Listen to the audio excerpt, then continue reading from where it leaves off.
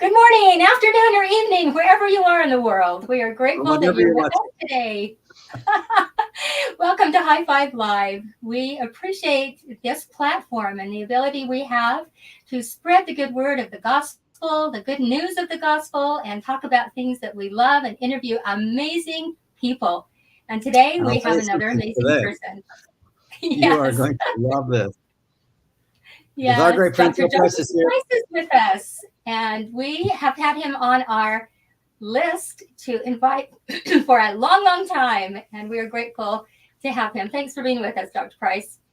Oh, thanks. I'm really glad to be here. So, you are a professor of economics at Brigham Young University, and you have a BA in economics from there and a PhD in economics from Cornell University.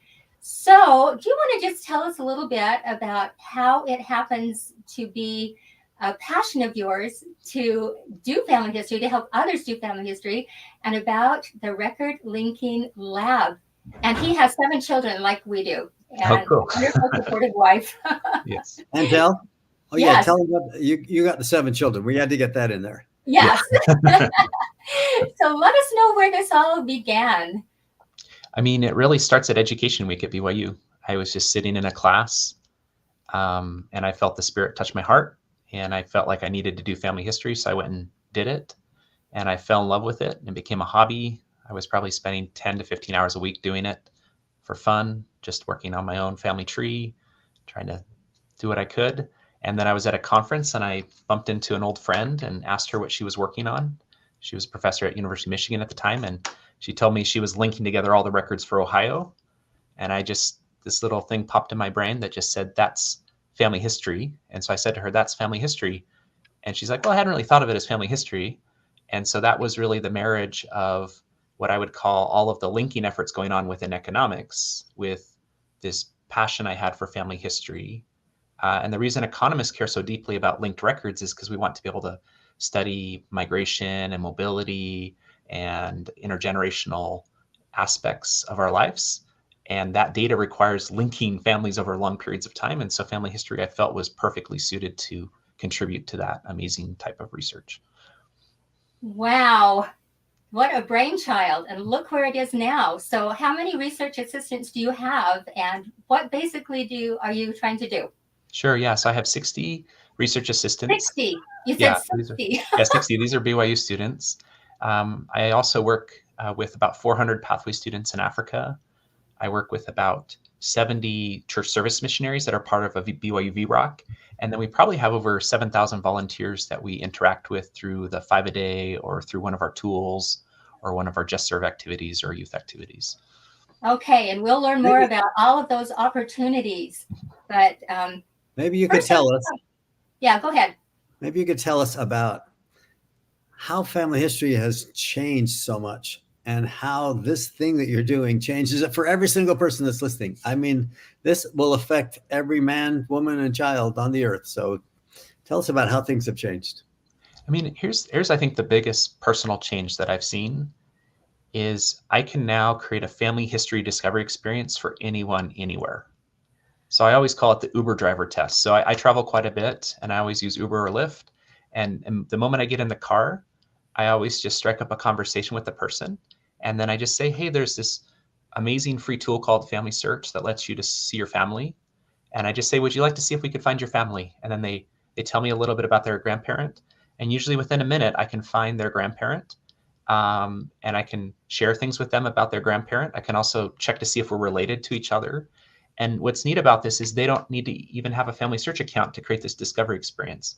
Now, once they have that discovery experience, they almost always want to know more about Family Search and how to get a free account. But I really think that the new way we can do family history is basically a gift we give to other people. And it's a gift of discovery and of connection. Wow. And it is a gift. And when you talk about connection, you're talking about the whole world being connected. I mean, the kind of process that you've used, and I don't know if it's the Puerto Rico experience you want to tell us about or what's going on in Africa, but I mean, it's amazing. Now, it's not, in the olden days, we used to dig through so many records and census records to find a single name somewhere out there in who knows where.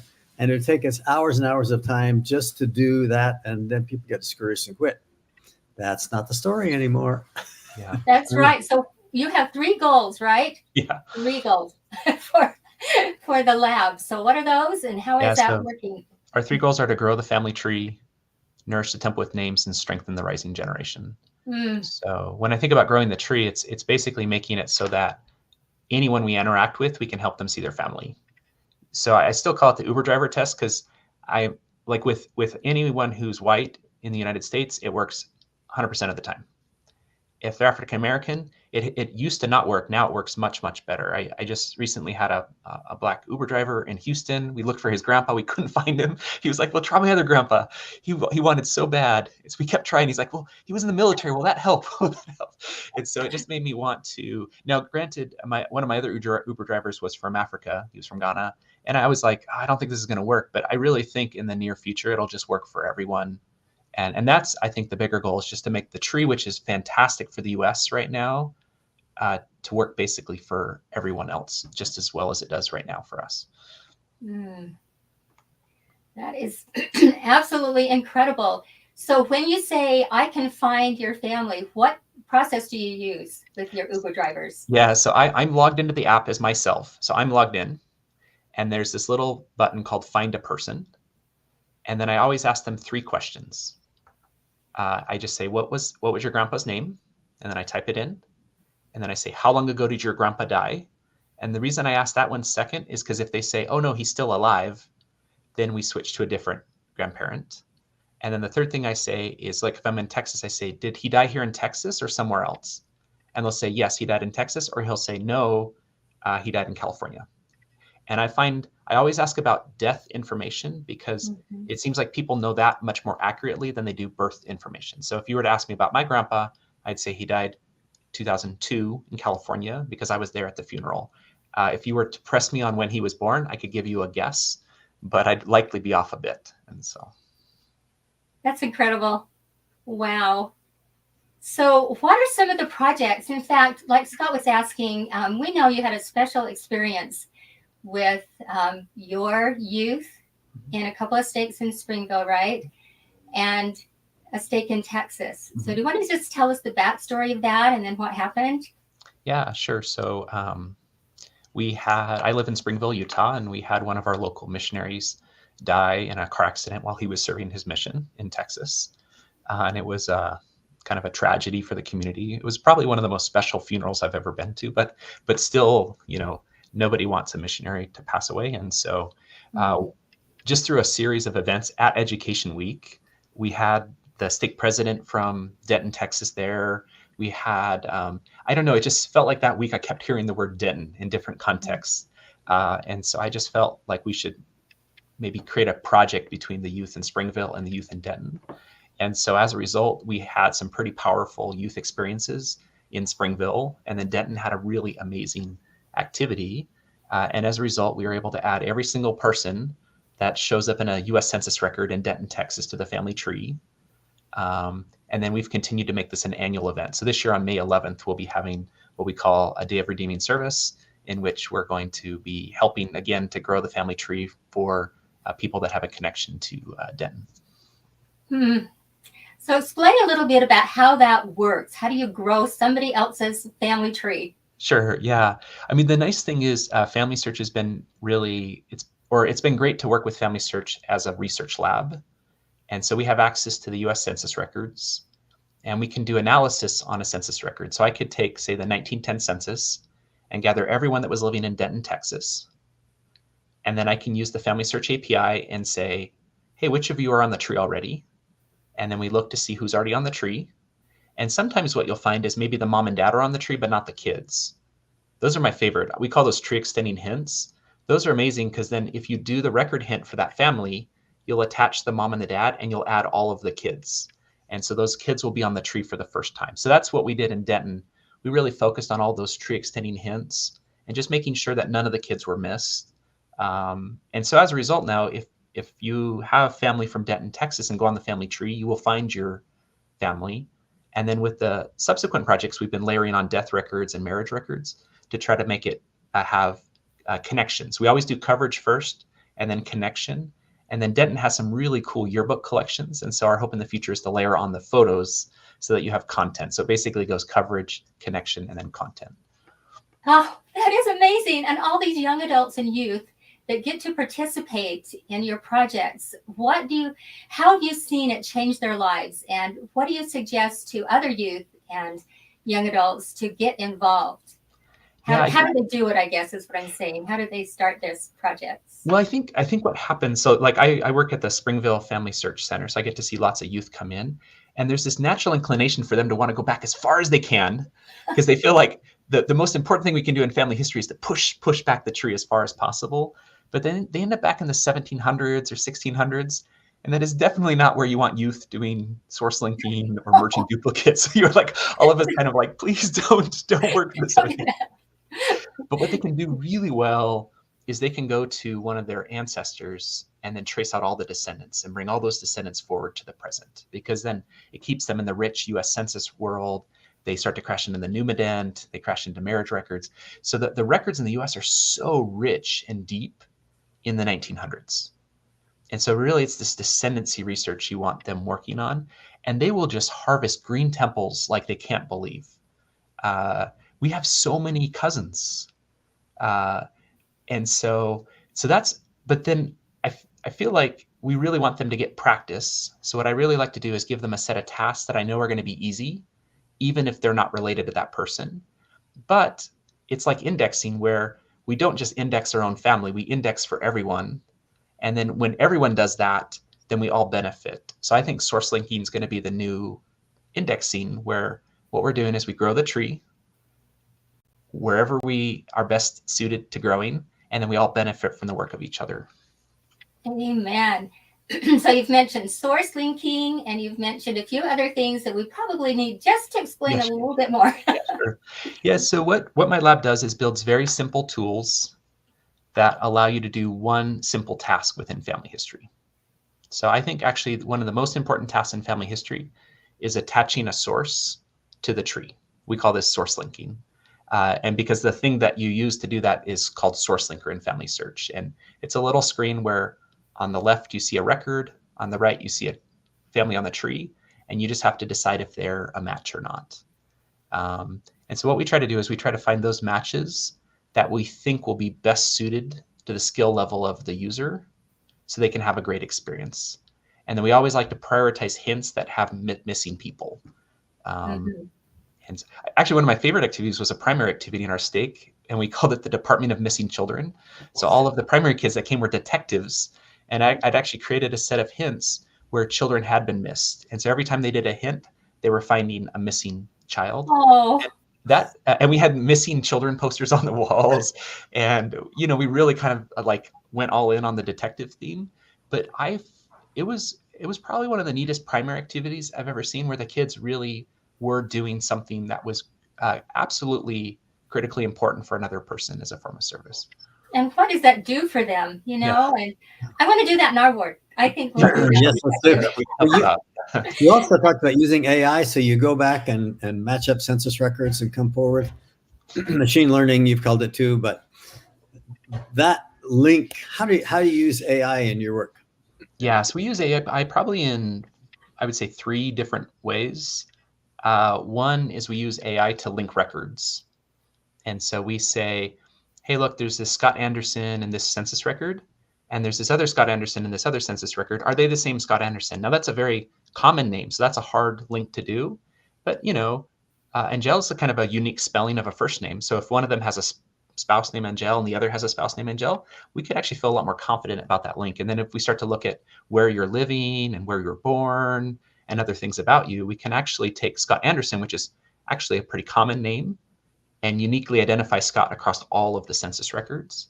And then we can go and make sure that each of those census records is represented on the tree, and basically make sure that there's only one Scott Anderson on the tree, and that Scott Anderson is represented in every record available for him. So that's record linking. Another is what I would call a recommendation system. So this is what you're probably used to with Netflix or Amazon, where it'll say, Scott, I think this is the book you'd like.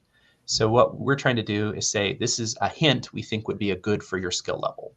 So we try to split hints into easy, medium, and hard and try to match it. So again, AI can look at a task and try to identify where it thinks it is on that spectrum of difficulty. And then the third thing we use AI for is to extract text from images. So this is either done through OCR if it's printed, or handwriting recognition if it's handwritten. So those are all applications of AI that we use. Amazing.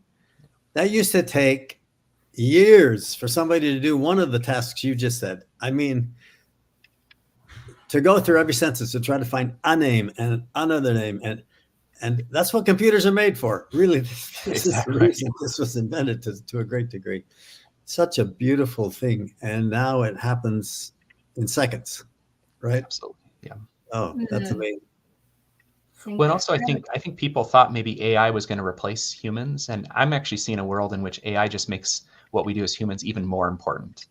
Like the recommendation system alone is such a powerful tool, because then, like here'd be my example. Imagine one of my kids goes on our tree and just looks for a record hint to do. It's very likely they're going to get a record hint that's beyond their skill level. But the moment I have a recommendation system, I can actually split the tasks up across my entire family. And so Molly, that's 10, can work on one task. And Joseph, who's 22, is really good at this stuff, can do a different task.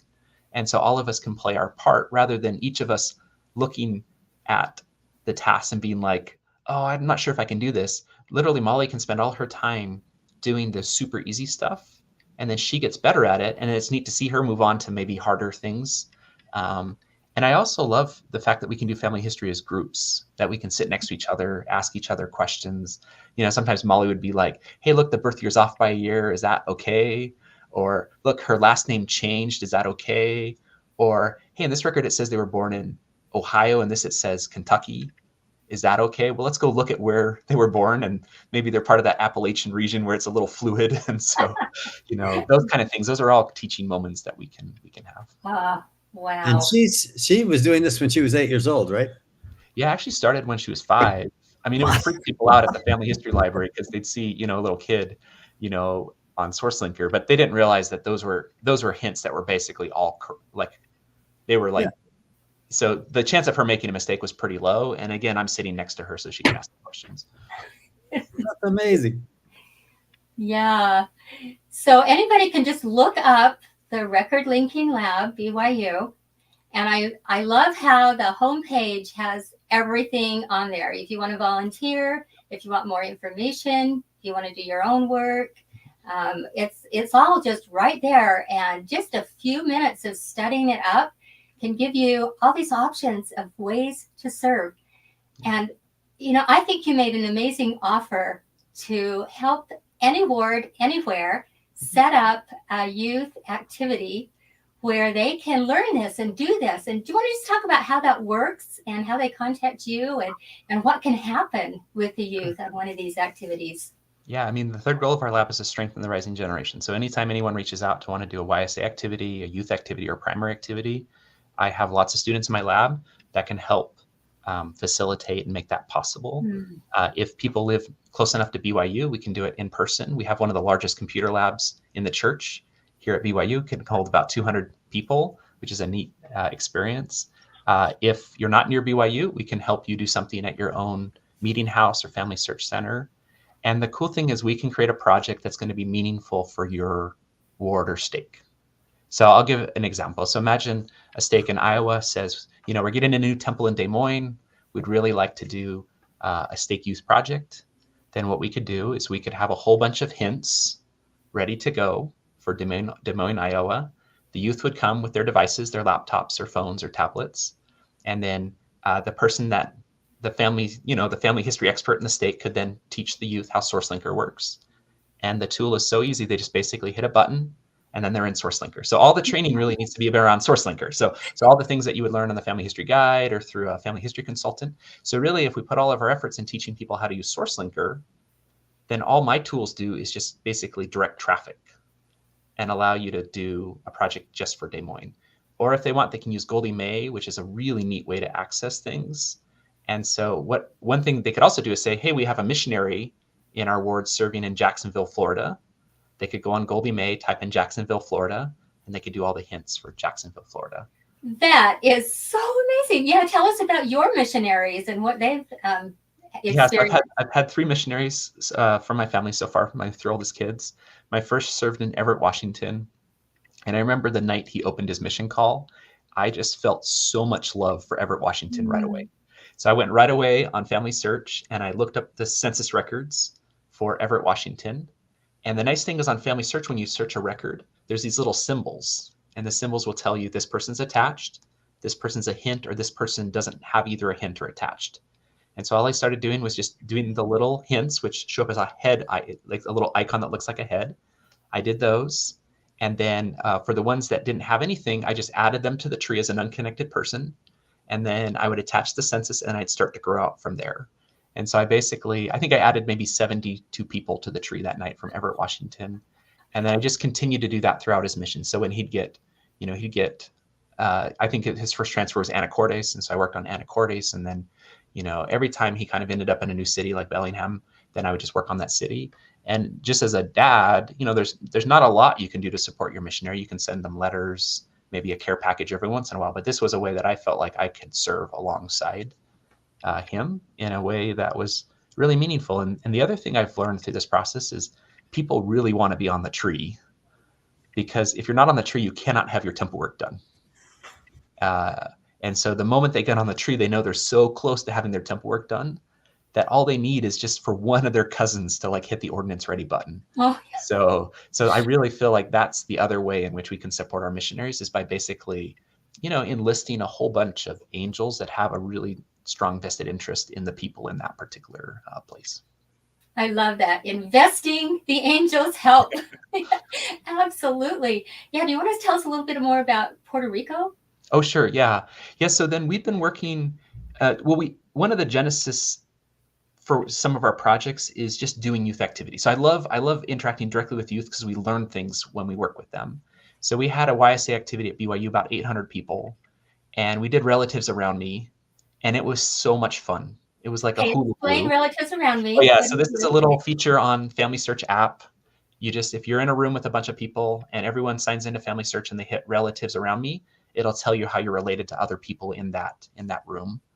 And it was incredible. But what we discovered is, BYU is a very, has students from other countries, African-American students, Puerto Rican students.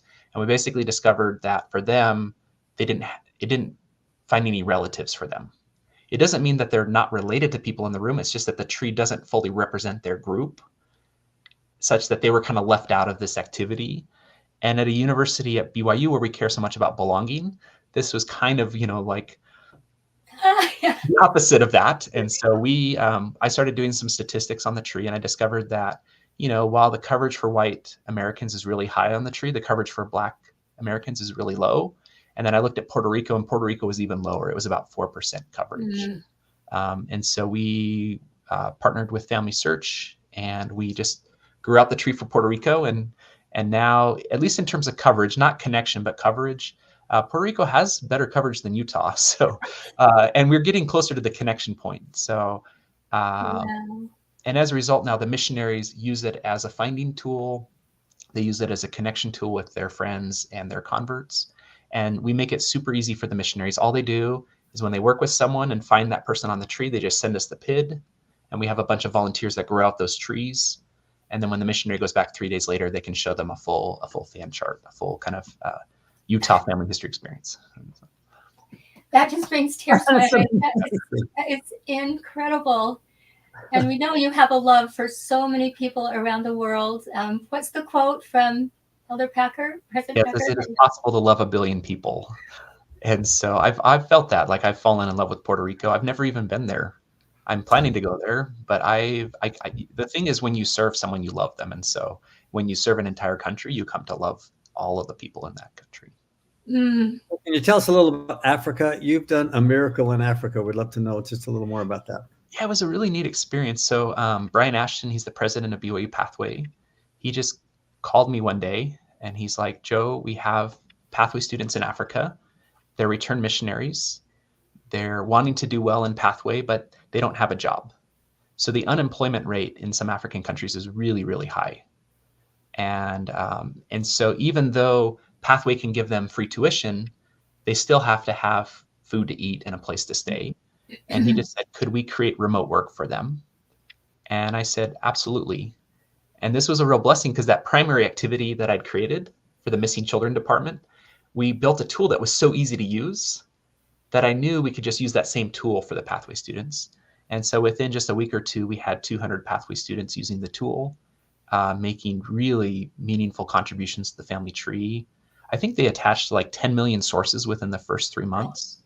I know, and it created this like laser guided missile that we could basically point. So like they helped us with Puerto Rico, they helped us with African Americans in the United States, they've been helping us with the Numident.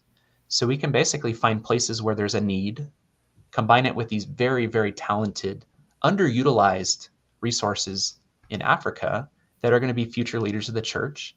And it's basically just this perfect marriage of, you know, awesome people, great opportunity, and everyone's grateful. That's the neat thing is, you know, they get about $1 an hour, which for us in the US seems like so little, but then you talk to them and they're just so grateful to have a steady job that they could work 8 hours a day and they can do that every day. And so they can, you know, get an apartment and buy food and have their basic needs met, with the aspiration that as they develop skills within this employment, they'll then get the job that pays $3 an hour or $5 an hour. Or, you know, the dream would be, imagine they could transfer to BYU Idaho and then transfer to BYU Provo. I mean, we could totally change the lives of some of these people, and they would be, you know, have such an impact on other people through their experience.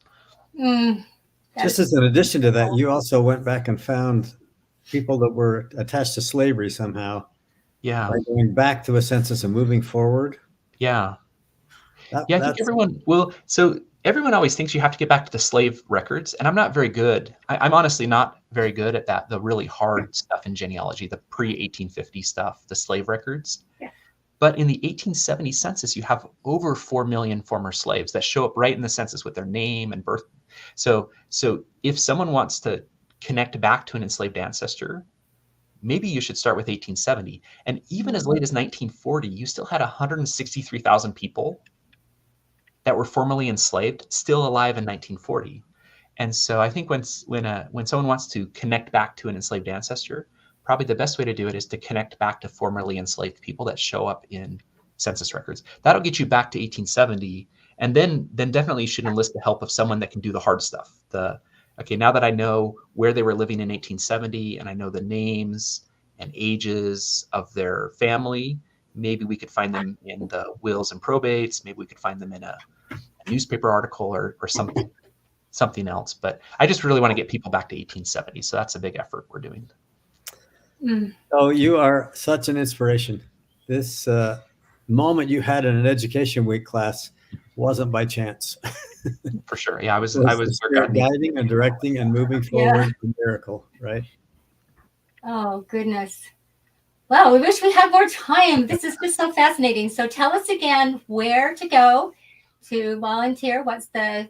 Yeah, so just type on your browser, just type rll.byu.edu or just Google search Record Linking Lab. And then I think the best place to start is that volunteer tab. And on that volunteer tab, you'll see the tools. You'll see the map app, you'll see the button, you'll see Goldie May, you'll see reverse indexing. But I think probably the thing I'd probably encourage all the listeners to try out, I think it's the best experience, is called 5-A-Day. Yes. Click on that. Yeah, just sign up for 5-A-Day. What you'll get is every weekday, you'll get an email that just has 5 hints that you can do. I tend to do them while walking from my car to my office or if I sit down at a computer. But it's really just a way to feel the spirit of family history every day. And every day you'll serve other people in a small way that actually adds up over time as you do a little bit each day.